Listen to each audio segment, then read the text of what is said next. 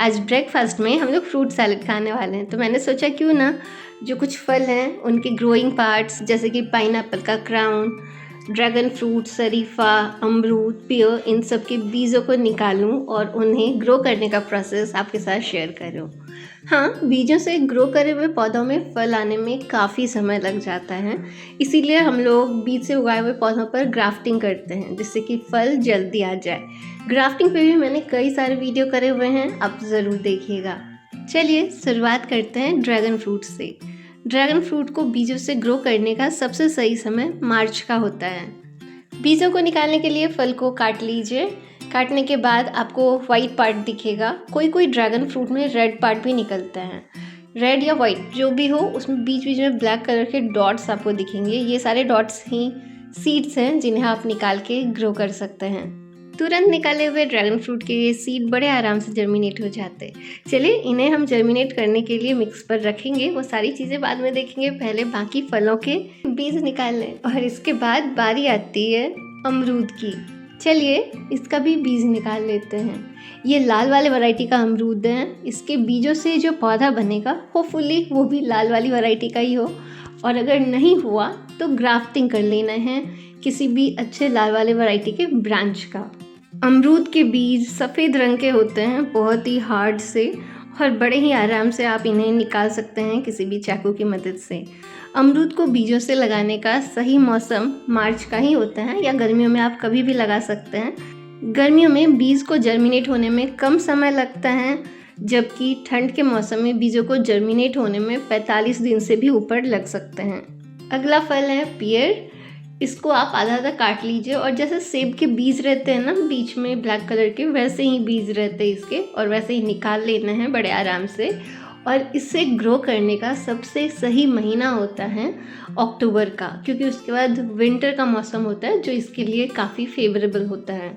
अब बारी है कस्टर्ड एप्पल के बीजों को निकालने की।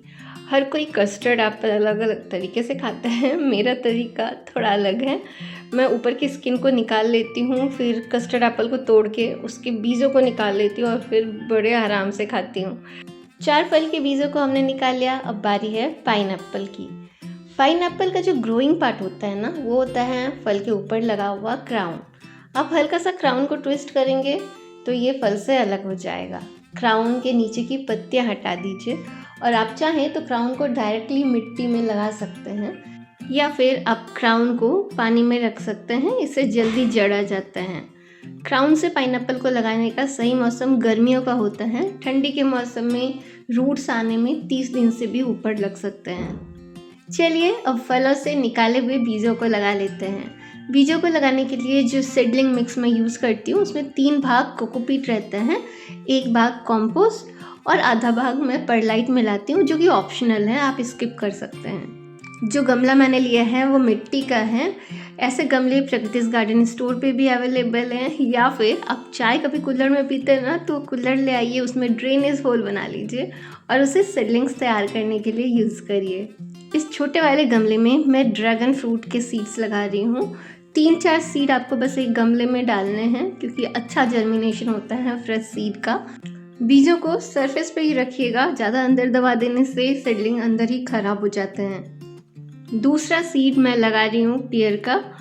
इससे आप कम से कम 1 सेंटीमीटर मिक्स के अंदर डाल करके लगाइए। पियर सीड को आप नवंबर के मिड वीक में लगाएंगे तो दिसंबर के एंड तक उसमें जर्मिनेशन हो जाएगा। दिसंबर की ठंड से उसका टेम्परेचर स्कैरिफिकेशन हो जाता है, जो कि जर्मिनेशन को बूस्ट करता है। नेक्स्ट सीड जो मैं लगा रही हूँ वो है गुआवा। गुआवा सीड को आप ज़्यादा से ज़्यादा 1/2 सेंटीमीटर अंदर दबा दीजिए, उससे ज़्यादा नहीं। और ये सीड गर्मियों के मौसम में 7 से 10 दिन में बस जर्मिनेट हो जाते हैं। नेक्स्ट है कस्टर्ड एप्पल के सीड्स को लगाना। वैसे तो ये सीड बस आप लगा दीजिए, ये ग्रो हो जाएंगे, लेकिन अगर आप चाहते हैं कि सीड थोड़े जल्दी ग्रो हो जाएं तो उसके लिए आप सीड के ऊपर वाले एज को हल्का सा चाकू की मदद से रब कर सकते हैं। इससे ये स्कैरिफाई हो जाते हैं और सीड का जर्मिनेशन टाइम आधा हो जाएगा। इन बीजों को कम से कम 1.5 से 2 सेंटीमीटर अंदर दबा देना है। अब सारे ही लगाए हुए बीजों पर हम अच्छे से पानी डाल देंगे और वेट करेंगे इनके जर्मिनेट होने का। ये रहा आपके सामने पाइनएप्पल क्राउन का अपडेट। सही मौसम में आप लगाएंगे तो 7 से 15 दिन लगते हैं अच्छे से जड़ आने में। वाटर रूटेड प्लांट को हमेशा ही पहले कोकोपीट में ट्रांसप्लांट करना चाहिए, और जब ये कोकोपीट में सेट हो जाएगा तो आप नॉर्मल मिट्टी में लगा सकते हैं, चाहे तो बड़े गमले में या फिर ज़मीन में। फ्रेंड्स, अच्छे से फर्टिलाइज़र डालते रहेंगे ना तो आपको बढ़िया पका हुआ पाइनएप्पल 1 से 1.5 साल में मिल जाएगा। लेकिन हाँ, सही मौसम और सही फर्टिलाइज़र डालना बहुत ही ज़रूरी है। और ये रहा आपके सामने ड्रैगन फ्रूट सीड का अपडेट। बड़े अच्छे से एक पौधा ग्रो होने लगा है, और जो 2-3 सीड्स इसमें हमने और डाले थे वो भी साइड साइड में जर्मिनेट हो रहे हैं। उन्हें हम हटा करके दूसरे गमले में लगा देंगे और इस गमले में बस इसे ही ग्रो होने देंगे। और ये रहा गुआवा सीड का अपडेट। मैंने कहा था ना, सही मौसम में आप लगाएंगे तो 7 से 15 दिन तक लगते हैं गुआवा सीड को जर्मिनेट होने में। आज 10वां दिन है। मैं इन क्यूट सीडलिंग्स को अलग अलग करके बड़े गमले में लगा दे रही बढ़ने के लिए। मैंने यहाँ पे नॉर्मल सॉइल मिक्स यूज़ किया है। फ्रेंड्स, गुआवा और ड्रैगन फ्रूट के सीड 10 से 15 दिन में जर्मिनेट हो जाते हैं, जबकि कस्टर्ड एप्पल और पियर के सीड को ग्रो होने में कम से कम 35 से 45 दिन तक लग जाता है। तो जब वो ग्रो होंगे तो उनके भी अपडेट मैं आपके साथ शेयर करूँगी। रिलेटेड वीडियोस और रिलेटेड प्रोडक्ट्स के लिंक आपको वीडियो डिस्क्रिप्शन में मिल जाएंगे, आप उन्हें ज़रूर चेक कर लीजिएगा। इस वीडियो में बस इतना ही। मिलूंगी आपसे अपने अगले वीडियो में। ख्याल रखिएगा अपना, ख्याल रखिएगा मदर नेचर का। Bye friends, take care, happy gardening.